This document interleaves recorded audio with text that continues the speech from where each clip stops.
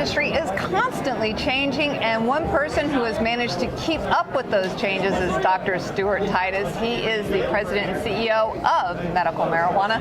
So one of the things that I think is really interesting that's been happening lately is the change in the climate with tariffs and quotas. How has that affected you? Because I know you've been in on this for many years. Well, Deborah, we certainly have, and it's a great pleasure to be on with you today, and we thank you so much for the opportunity.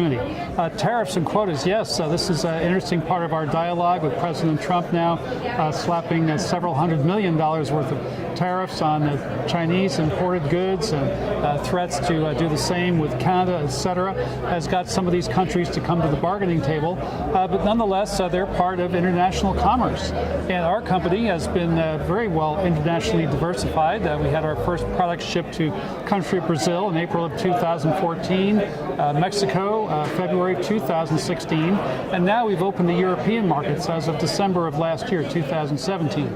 So we do involve a lot of international transport of goods, and certainly in these countries where our products are accepted as a medicine, we've been very fortunate to have certain import tariffs removed.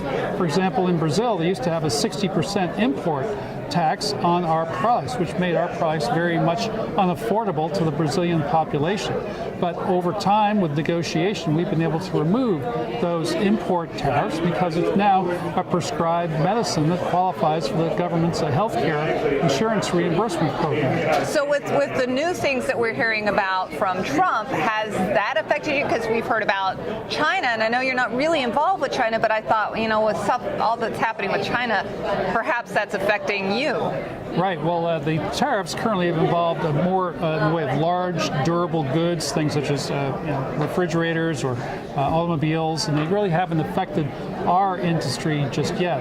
But I know there is a lot of hemp that is grown in China. Right. And of course, many people are using the isolate, CBD isolate extract, and bringing that back to the U.S. for sale in our markets here. We don't particularly involve ourselves in the Chinese form of hemp, at least at this point in time, but many other companies are, and certainly may be affected by some tariff restrictions and regulations in the future. So with your business in Europe, though, you also are not seeing any effect just yet? We're not seeing any effect just yet. There is a different tax system. They have a value-added tax on products, and of course, we're shipping products here from the U.S. over to Europe to satisfy our growing customer base over there.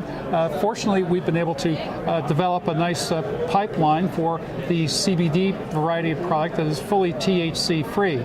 So this allows us entree into some countries who would normally be a little bit more anti-cannabis. I can't say we've developed good relations with all the European countries.